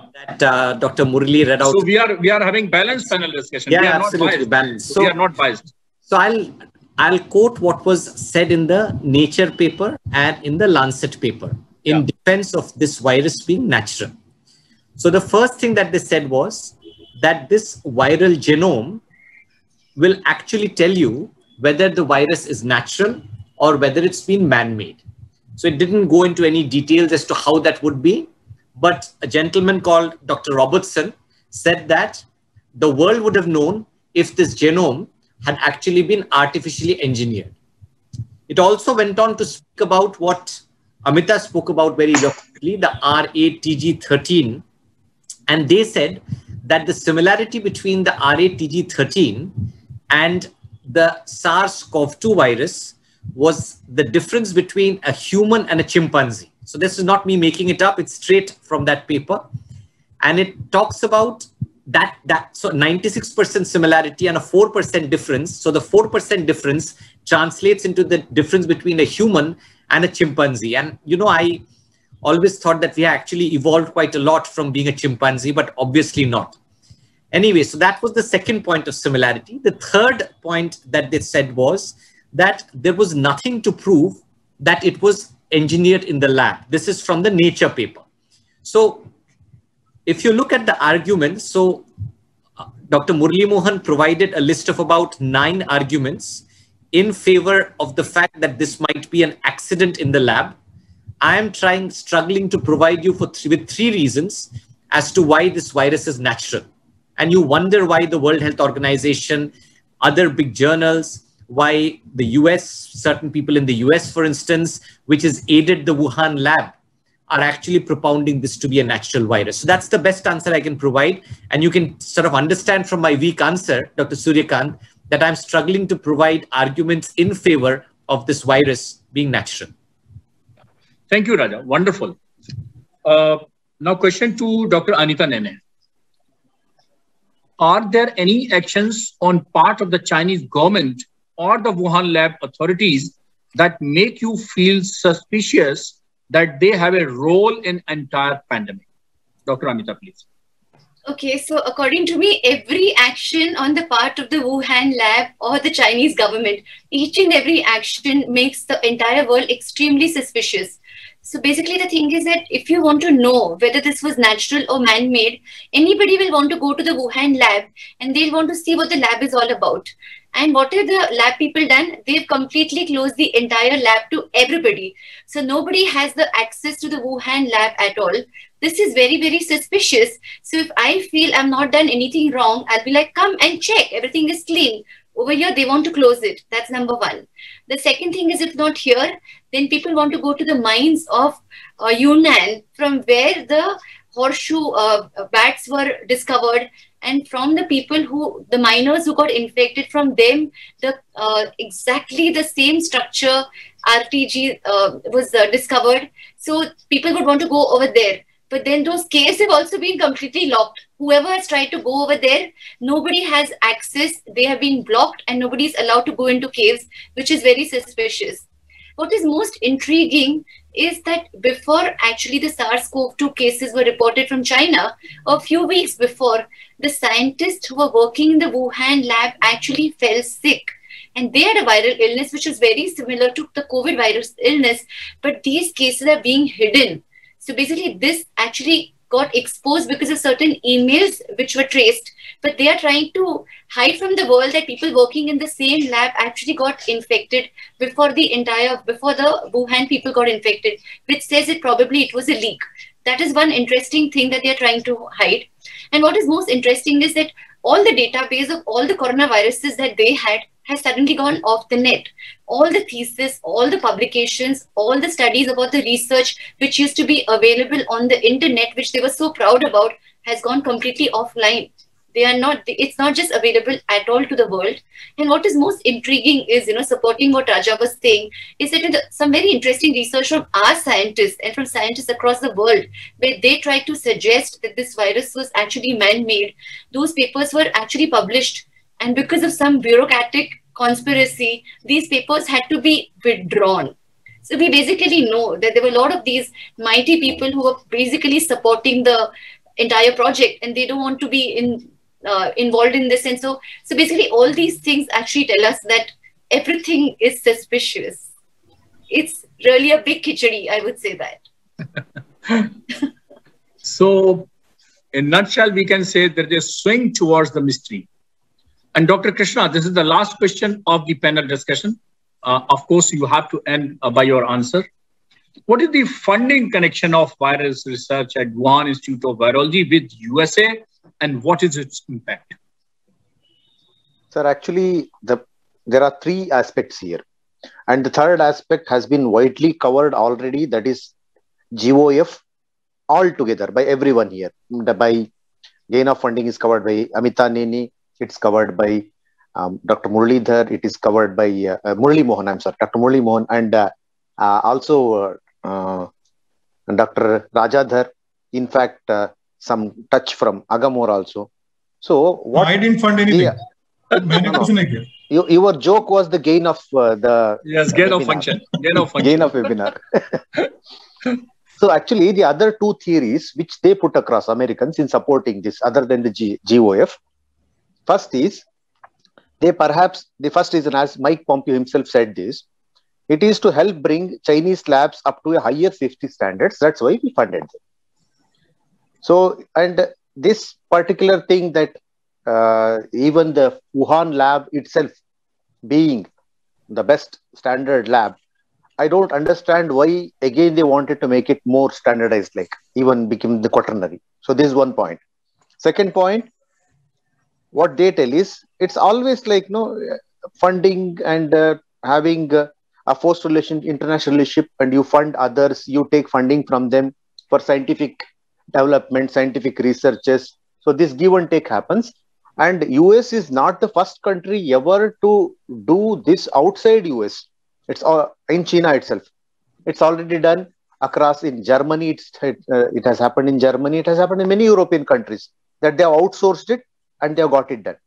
So this mutual exchange was essential, and that's why we did. That is the reason that is provided by US government, other than what we have talked about. And before I now we have got 8981 logins, and this is a history. 8981 logins is a history. I'm very sure that we are almost near 9,000, which we may reach by the time we end up. And Suryakant sir, I think with my answer, you can start winding up things, and I'll speak at the end. Okay. So thank you very much for the all important office bearer and stakeholders of the Chess Council of India. And thank you very much all about 9,000 attendees who attended, including the stalwarts like Dr. MC Mishra, ex-director of AIIMS New Delhi, and some media fellows, some other even non-medical personnel. So I think this panel discussion has benefited our fraternity. Not only the fraternity, I think I think this is my personal request to Krishna and all other panelists to help and to pen down all these conclusions and resolutions passed during this panel discussion. And even what can we do? We can have a white paper on this issue, and we can publish this white paper in a very important journal. I think Raja will take the lead on compiling all these data, figures, important aspects which were discussed. And I think we will search a suitable journal. And then, of course, this is my suggestion. Yes, I think most of you will be agree for this. And first time in the last 18 months, we can go for this white paper on origin of COVID-19 virus. And I think it's for the CCI journal first. Yes, absolutely. Yes. It can be the first article. Yes, it can be the first article. Of course, editor-in-chief is agree. Then, of course, it can be the first article. So I think let's pass the resolution. It is a request coming from Dr. Suryakant sir and Dr. Murli Mohan sir. Back sit up. Raja writes the article and puts our name there. It's done. Fantastic, Raghav, you are great. So, you see, all film directors, which they want to make a humor film, they are taking directions from Dr. Agam Bora. You know, this is the mysterious. This is also mysterious. So I think at the end, I am really thankful to the CIPLA of our technical partner, Mr. Vinod, wonderful technical support. And your team is fantastic. If I start from Atri, from Ranchi to Ravi Doshi from Indore, and of course, Krishna, of course, it is always sometimes on the Murli, off the Murli. I don't know. And somebody was, Agam was telling that in China also you are playing Murli. A lot of Gopiya was there. So, bada khiladi, I must tell you.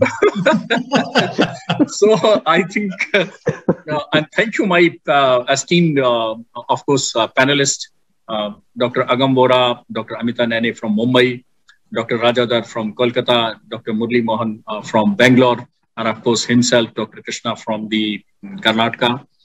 And of course, your founder secretary, Dr. Pradeep, and the president secretary of the Chess Council of India.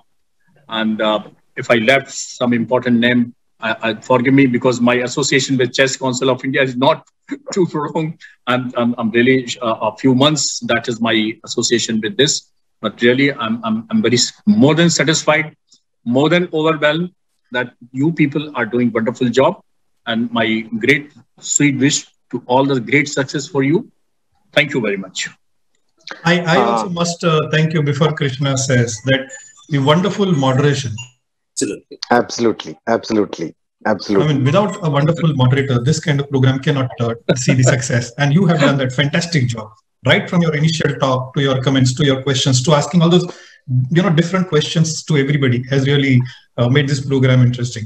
Raja, me and Krishna were having very heated discussion about this COVID care. COVID can, we need to find some solution and where it came from and how will we be able to get rid of this COVID. And he said, someone ate an apple somewhere and we were born. Someone ate a bat there and we are dying. We said the problem is only with eating and there is no problem with drinking. And see what fantastic solution he gave. So that's what Krishna all about. I thank everybody for giving me the opportunity. Thank my co-panelists for being there and taking care of all difficult questions. Thanks, Amita. Thanks, Raja. Thanks, Dr. Murli Mohan. And of course, great thanks to Krishna. 1,000+ delegates, 10,000 delegates nearly who are there. Mishra sir, the media friends, and of course, the House of CIPLA. Thank you, everybody. Over to a line from Dr. Murli Mohan and Dr. Amita and Dr. Rajadhar. A line. Yeah, so I think this is not a fault finding, but a fact finding exercise. I hope we've got a little further. The question of the origin of the virus is still open, but I think we are tending towards a possible solution. And again, we have no enmity towards anybody, but we want truth to come out and we want science to triumph. Thank you. Thank you so much, Dr. Murali Mohan. Dr. Rajadhar, please, your take. So I'll continue from where Murali finished. I think the world should actually assist all of us, all of the people who want the truth. And unless that happens, we are really going to be stuck with the future mutations, the future pandemics coming in, and the question of vaccines for these pandemics will always remain an open question. So we need more transparency, more accountability from various nations, not just from China, but from various nations. And if that doesn't happen, then the truth that Murali spoke about is never going to come to fore, irrespective of how many webinars we do. So I think that's very, very important. Transparency and accountability is what we seek and request from this particular panel discussion. Dr. Amita, thank you so much, Dr. Rajad. Fantastic. Dr. Amita. I basically feel that, because of a disease that originated in China, the entire world is going through a very bad phase. We've lost our loved ones, and therefore there's a lot of anger. So basically, I think that because there's so much of anger, the accountability and transparency is really important, and they should rather be forthright in giving all the information. So when this doesn't happen, there is anger. So that anger part is important. I wish they realize this and they want to come out in the open. And I feel that by they telling us about the facts that they know, it will only help the mankind, and probably we could save more lives. And therefore, I feel that it would be good if other things which are hidden are told to the world, so that other people also can come up with better options and we can truly save more lives. Thank you, Dr. Amita. And I would like to add in special here, two great people behind the screen. They never came out. Mr. Kaustubh from Cipla and Mr. Vipul Ranjan from Cipla. They are high, like this show should go to them.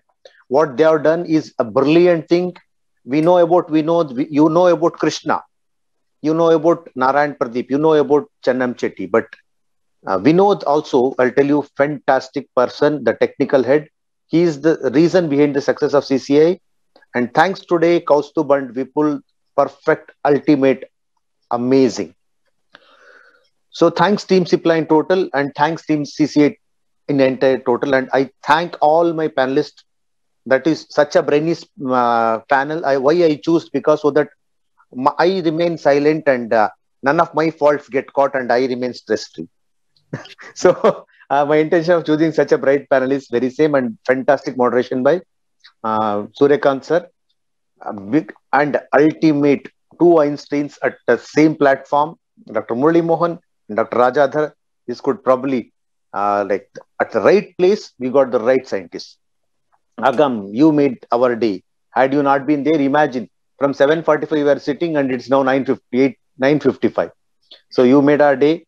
Now, at the end, I would like to give a message on behalf of CC and the entire panel of mine here. Although it is not our intention to throw pelt stones at somebody, it is very important to understand that someone has to speak. You cannot leave it like that. Everybody cannot sit and watch. If you talk regarding the failure of a system, then it is you who elected and voted those politicians to come into power. You have to be blamed. You cannot blame the politics. You cannot blame the system. So ultimately, someone has to speak and someone has to ask. If you do not ask, if you do not speak, you will not even clear your first standard in your school. So that amount of courage, dareness for such a huge disease, which is never probably, I don't see that an immediate end is arriving here. For such a disease, if you do not have the courage to ask, if you do not have the courage to elaborate, then it is not myself alone, it is the entire world that is in the problem. Hence, we have done our best to communicate, and all these things, what we have told here, were not biased. It was everything what we quoted here were documented and fetched with some proper sources. So thank you on behalf of Chess Council of India to all those like brilliant 8,981 viewers over here. Thanks everyone. Thanks everyone. Thank you so much. Jai Hind. Namaste.